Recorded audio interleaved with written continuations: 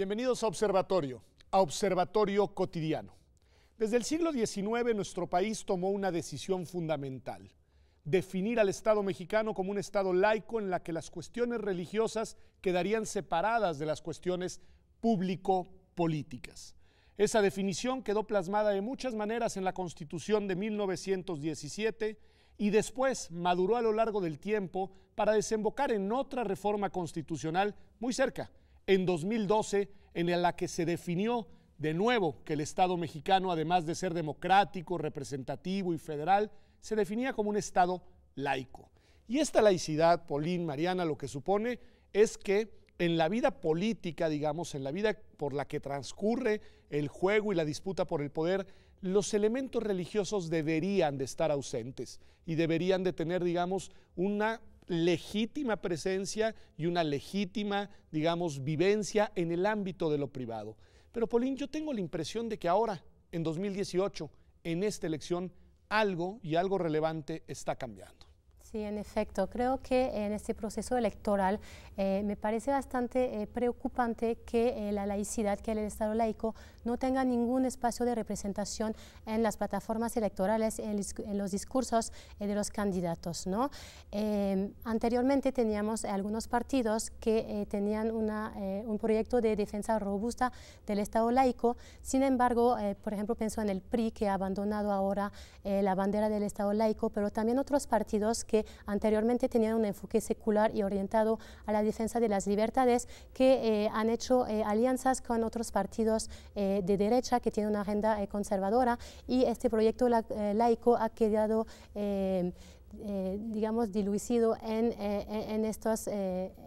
Me parece muy importante, porque tiene razón, es decir, una parte del asunto no solo es la ausencia, digamos, de la presencia del discurso laico, sino que no hay nadie que lo esté defendiendo, digamos, o sea, está replegado, ¿no? Y sin defensores. Y decía Paulina, aquí desliza una frase y quiero oír tu opinión, dice: algunos partidos que antes eran defensores del Estado laico, ahora han hecho alianza con partidos de derecha. ¿Necesariamente la agenda antilaica corre por el lado de la derecha política, Mariana? Me parece que no, me parece que también puede haber grupos religiosos que tengan una agenda más o menos progresista, a pesar de que sean actores religiosos. Está, por ejemplo, el padre Solalinde ahí, haciendo a veces proselitismo. Diría ser su nombre más de izquierda, pero al mismo tiempo un religioso, totalmente metido en la política. Exactamente, totalmente metido, y que parece poco cuestionado, quizá precisamente porque defiende esta agenda y no una más conservadora. Pero desde el punto de vista del lado laico, del Estado laico, perdón, Paulín, lo mismo da que sean más progresistas o menos progresistas en sus posturas políticas, ¿no? Sí, de hecho me parece que en esta elección ha entrado las convicciones religiosas en el discurso de los candidatos. Los candidatos están atacando frontalmente el Estado laico, usando símbolos religiosos y discursos religiosos en las campañas, y sin que nadie haga nada al respecto, ¿no? Entonces me parece que hay una normalización, una banalización del discurso religioso en política, con el impacto muy grave en materia de libertades. Y es un buen punto, porque tienes razón, dijiste los candidatos, y en verdad, mientras lo decías, me pasaba por la mente, y cuando menos hacia la presidencia son los 4 candidatos los que o hablan de la Virgen de Guadalupe, o bendicen a sus electores, o reivindican abiertamente y, digamos, influencia de un dios determinado en el éxito o fracaso de su campaña, la familia tradicional. Es decir, y esa agenda sería una agenda transversal, Mariana. ¿Qué quiero decir? En el momento en el que los 4 candidatos aluden a elementos o discursos religiosos, ¿en eso, digamos, están actuando en sintonía? ¿En sintonía te refieres a que estén defendiendo una misma agenda? Exactamente. Sí, me parece que sí. ¿Y cuál sería esa agenda? Me parece que tiene que ver con volver a pensar en la familia como núcleo básico social, pero la familia tradicional, conformada por hombre, mujer, hijos, etcétera. La defensa de la vida, entendida como defender la vida desde el momento de la concepción, y otros tantos O sea, temas. esa agenda sería una agenda que hoy estaría instalada en todas las fuerzas políticas. Querría decir, Pauline, que nadie defiende lo que se ha avanzado en materia de matrimonio igualitario, que nadie defiende lo que se ha avanzado, al menos en la Ciudad de México, en materia de interrupción del embarazo y de una agenda más robusta de derechos sexuales y reproductivos que sobre todo interesan a las mujeres. Sí, creo que esta elección se caracteriza por un fuerte pragmatismo político, ¿no? Es decir, la laicidad no es rentable desde el punto de vista electoral. Me parece que todos los partidos, todos los candidatos todavía tienen en mente lo que pasó en 2016, cuando el presidente de la República intentó impulsar una reforma para abrir la institución del matrimonio a personas del mismo sexo y que ni siquiera los representantes del PRI votaron esta reforma y se ha dicho que el PRI perdió Aguascalientes castigado, digamos, por un voto católico, ¿no? Entonces yo siento aquí la preocupación de los candidatos y partidos políticos para no comprometerse en estos temas que finalmente puede provocar cierto rechazo del electorado, ¿no? A ver, es interesantísimo lo que dice Pauline, Mariana, porque lo que supondría eso es que esta postura de parte de los candidatos está alineada con un sentir popular mayoritario, es decir, que la laicidad no reditúa políticamente, pero digamos, inclinarse hacia las agendas religiosas sí. Exactamente, sí, es que habría que pensar que a pesar de la pluralización que ha habido en las últimas décadas en México, la sociedad mexicana sigue siendo profundamente religiosa, mayoritariamente religiosa, y sobre todo una religiosidad de base cristiana. Entonces, coincido plenamente con Pauline en que hay un uso pragmático por parte de los políticos respecto de esa religiosidad popular. Claro, el problema viene cuando esas creencias se toman como parámetro para definir la política pública. A ver, sobre eso vamos a regresar en un minuto porque sí me parece importantísimo. Solo que una cuestión, has dicho, Pauline, y reitera Mariana, y coincido con ustedes, dicen, es una postura pragmática. Al final, al político le conviene este discurso porque le puede redituar en mayores apoyos populares y eso parecería que es el político el que usa la religión. Pero yo tengo la impresión de que esa fórmula con mucha facilidad se invierte y la religión empieza a utilizar la política en este sentido de ir orientando la toma de decisiones de políticas públicas. Sí, claro, estoy completamente de acuerdo y eso se hace patente con el Partido Encuentro Social, ¿no? Que es un partido manifiestamente evangélico que ha logrado posicionarse cada vez más en la esfera pública y con la alianza con Morena realmente va, desde mi punto de vista, lograr imponer su agenda a nivel legislativo, ¿no? Porque se espera ahora que entren hasta 70 diputados de este partido, ¿no? Entonces eso realmente podría cambiar las condiciones, el panorama de las libertades en la Cámara de Diputados, me parece. Eso es muy importante porque independientemente de con quién entren a la Cámara de Diputados, lo que importa es que ahora un partido, y eso que dices, Pauline, es muy relevante, que ya abiertamente declara su adscripción a una religión determinada, lo cual era hasta hace algunos días algo totalmente, años, algo embosado, es decir, se sabía pero no se decía. Hoy se dice con cierta tranquilidad que en efecto tienen una vinculación con movimientos evangélicos y lo que dice Pauline, Mariana, ahora van a tener bancada legislativa. ¿Por qué es importante que en sede legislativa, que para mí especialmente en sede legislativa, no haya una orientación de tipo religioso en la toma de postura de las y los representantes populares? Bueno, es importante porque el Estado mexicano está para incluir a todas y a todos los ciudadanos y ciudadanas mexicanos, ¿no? Entonces, esa inclusión implica, por supuesto, que se defiendan las libertades y los derechos en materia, o sea, en todas las materias.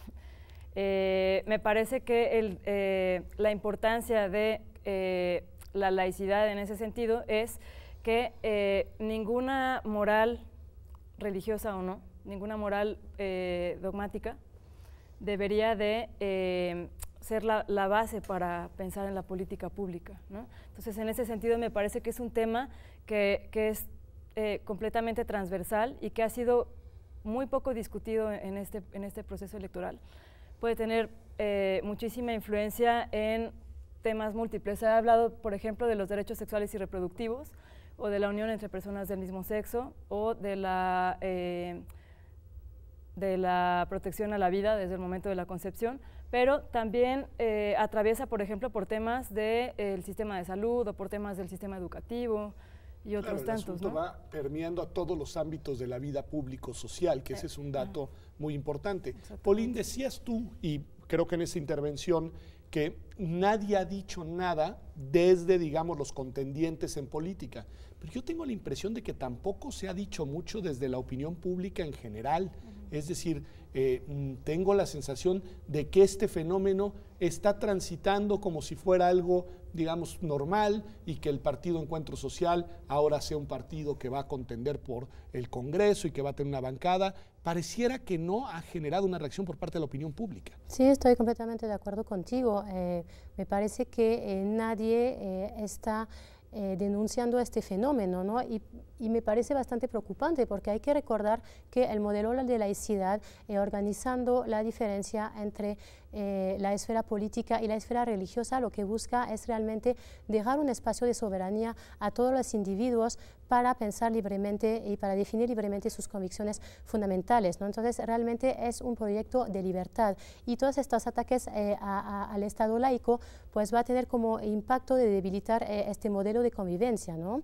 Eso ahí es lo que me parece más preocupante en el panorama actual. Pues si les parece, vamos a un corte y regresamos precisamente a ver de qué manera podría debilitar, porque quizá lo que nuestros televidentes, quizá y legítima y genuinamente muchos de ellos con convicciones religiosas propias, pues no ven tan mal que una u otra religión se asiente en el espacio de toma de decisiones públicas, porque al fin y al cabo ven reflejadas sus propias convicciones en la agenda política de estas fuerzas, pero yo sí me temo que el costo puede ser para todos y para todas, incluyendo para aquellas personas que genuinamente se ven reflejadas en la agenda, en este caso el Partido Encuentro Social. Ya volvemos aquí a Observatorio, vamos a un corte y regresamos en TV UNAM.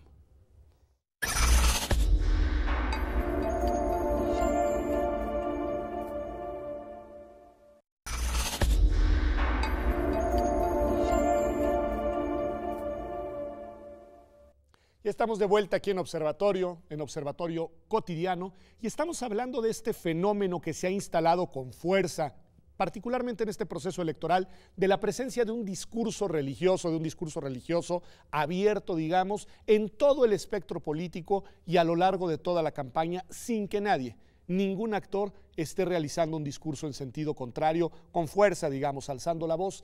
Pero lo que me llama la atención, Paulina, al cierre del programa, del bloque anterior, hablábamos del tema del Partido Encuentro Social, que es un partido de corte evangélico.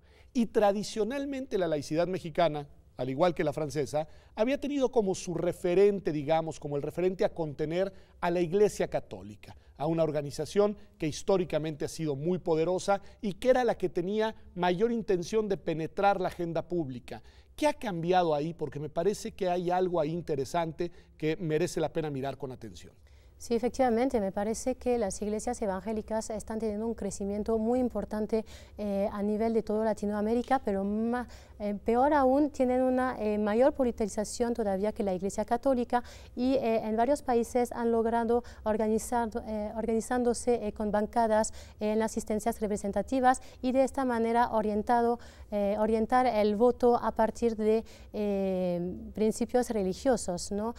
Podemos, por ejemplo, tomar el caso de Costa Rica, donde la elección presidencial se polarizó entre un candidato que estaba en contra del matrimonio homosexual y otro candidato que desde su punto de vista pugnaba para un proyecto laico de sociedad, ¿no? Entonces aquí me parece que el riesgo es esta polarización entre dos proyectos de sociedad. De hecho, se convirtió en el tema de la agenda y de la elección de Costa Rica, sí, cosa que es muy inusual, digamos que ese sea el único tema.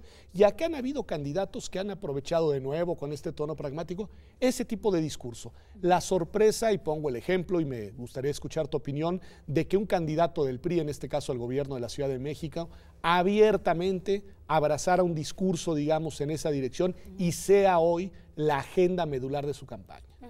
Por supuesto, creo que estás dando justo en el clavo. O sea, para mí, por supuesto, es un problema usar símbolos religiosos o referir directamente a Dios en un discurso público, pero más problemático que eso es adoptar el discurso como disfrazado o codificado en un código secular, cuando claramente está refiriéndose a un conjunto de valores morales de una extracción religiosa muy clara. Supongo que te estás refiriendo al caso de la familia, ¿no? Sí, es uno de los temas. Tu familia me importa, tu familia esto, comprometerse abiertamente a defender la vida, este tipo de cuestiones. Ahora, de nuevo nos está recordando que la sociedad mexicana es más conservadora de lo que a veces queremos ver, Polín. Claro. Y ese es un dato importante, porque si esta es la estrategia de los políticos, es porque hay una sociedad receptiva que además podría beneficiar y premiar con su voto este tipo de posturas. ¿Qué nos está fallando en la transformación de la cultura para, digamos, que florezca más, para hacer que irradie más los valores y principios de la laicidad? Bueno, yo creo que en México hay una confusión entre el hecho de tener valores y el hecho de ser una persona religiosa, ¿no? Parece que todos los candidatos se presentan como personas religiosas para subsanar un déficit de legitimidad política que tienen, y con la idea de miren, soy una persona religiosa y por lo tanto soy una persona buena y voy a ser un buen gobernador, ¿no? A mí me parece que asociar el ser religioso con ser un buen gobernante es regresar a la Edad Media, ¿no? Es regresar al pensamiento político de la Edad Media, donde se asociaba al buen soberano a ser buen cristiano, ¿no? Entonces, desde este punto de vista, creo que hay que otra vez repetir que el proyecto laico tiene en sí mismo cierta ética pública, en el sentido de que permite acoger todas las convicciones fundamentales, las morales particulares y los proyectos de vida. A ver, esto me gusta y me gustaría que, digamos, hilemos un poco más en el punto. Esto que dice Polín, ves que la agenda laica también tiene su agenda moral muy importante. Es una agenda no religiosa, pero es una agenda que contiene y que se orienta por principios y por principios muy concretos. ¿Cuáles serían algunos de los principios que le dan identidad a la agenda laica? El respeto a la diversidad. Respeto a la diversidad, ok, para primer empezar. punto. La inclusión de todas y de todos, con independencia de las convicciones religiosas o morales que se tengan. En fin, el respeto a todos y todas por el simple hecho de pertenecer a la ciudadanía. O sea, una ciudadanía que no mira las diferencias a partir de las adscripciones religiosas. Exactamente. Lo cual también es importante para aquellos que no tienen religión, Polín. Sí, claro. Pues aquí te digo, los que no tienen religión, agnósticos o ateos, simplemente indiferentes frente al fenómeno religioso, pues en esta política no ven su agenda presente, ¿no? Sí, claro.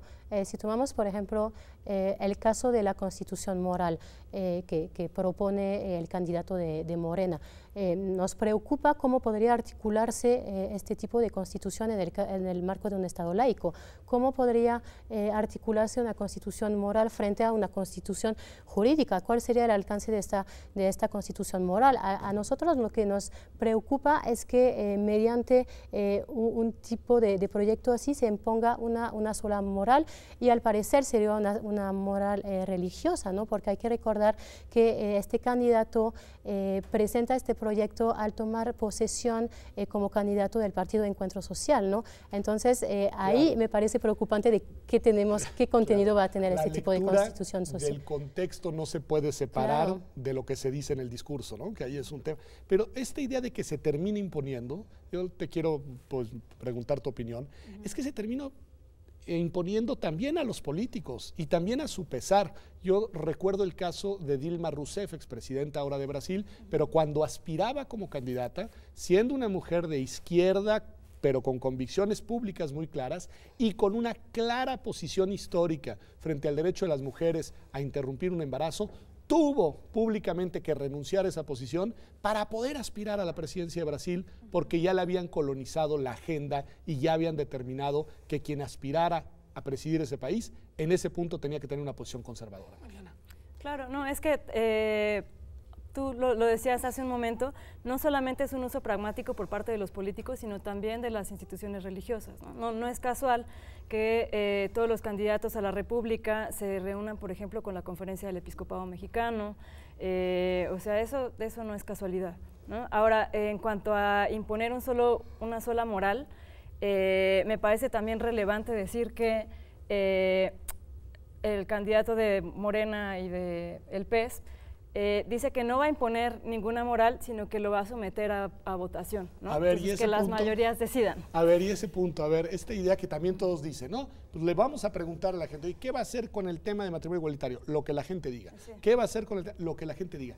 ¿Qué decir de esa postura desde el punto de vista del discurso laico? Bueno, yo creo que en efecto no se trata de un avance, sino un retroceso, ¿no?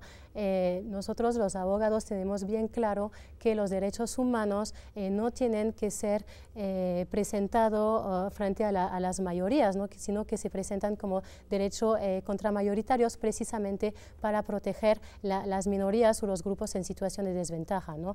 Entonces, desde este punto de vista, pues es muy preocupante, ya que, como decíamos, México es una sociedad bastante religiosa todavía y más o menos 7 de cada 10 mexicanos está en contra de que una mujer aborte en las 12 primeras semanas de gestación a petición suya. Entonces serían perder este tipo de consultas y desde este punto de vista es bastante problemático para una agenda laica. A ver, a la gente le causa a veces una reacción, una contrarreacción esto que dijo Pauline. Dice, los abogados, los constitucionalistas, sobre todo comprometidos con los derechos, sí en efecto sostienen que los derechos son contra las mayorías, que no se puede someter a una consulta mayoritaria el derecho de las personas y que las instituciones están para proteger a las personas precisamente de los humores mayoritarios. Pero acá hay miles de televidentes que nos están viendo y que dicen, bueno, ¿y por qué no?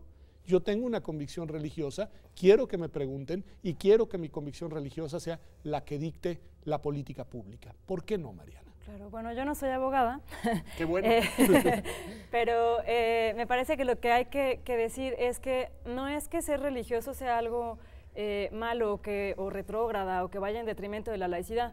Lo que sí va en detrimento de la laicidad es no hacer una separación clara entre las convicciones religiosas y lo que debiera legislarse en la esfera pública, ¿no? Entonces, en ese sentido, me parece que no se puede someter a votación la protección a los derechos de ninguna persona, ¿no? Con esta misma idea de garantizar la inclusión de todas y de todos sin distinción religiosa. Exactamente, yo invitaría a los televidentes quizá a ponerse en la posición contraria, ¿no? O sea, ¿qué pasaría si las mayorías votaran en contra de los derechos propios? Es decir, si estuvieras en el lado de la minoría y desde la minoría tuvieras que defender tu agenda de derechos. Pauline, en 30 segundos, pues que nos acaba el programa, ¿tu predicción hacia adelante va a haber un reblandecimiento del espíritu laico o ves que emerja de algún lugar una fuerza que vuelva a reivindicar la importancia de la laicidad definida desde el siglo XIX como identidad nuestra? Bueno, hacer predicciones es muy complicado, ¿no? Pero más allá del resultado del 1 de julio, creo que viendo las fuerzas políticas en presencia, me cuesta trabajo ver un posicionamiento fuerte de la agenda laica, ¿no? Sin embargo, confío en que la sociedad civil, la universidad o diferentes grupos a favor del Estado laico, pues podamos seguir vigilando lo que va a pasar y tratar de esta manera de recordar siempre la importancia del Estado laico para las libertades.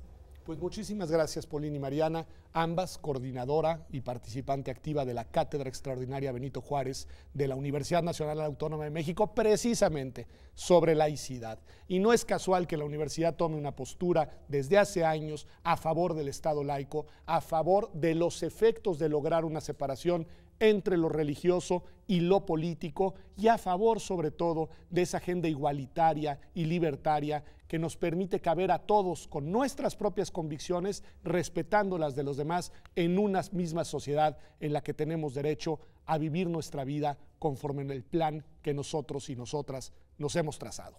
Este ha sido Observatorio Cotidiano. Nos vemos aquí como todas las semanas el próximo martes en TV UNAM.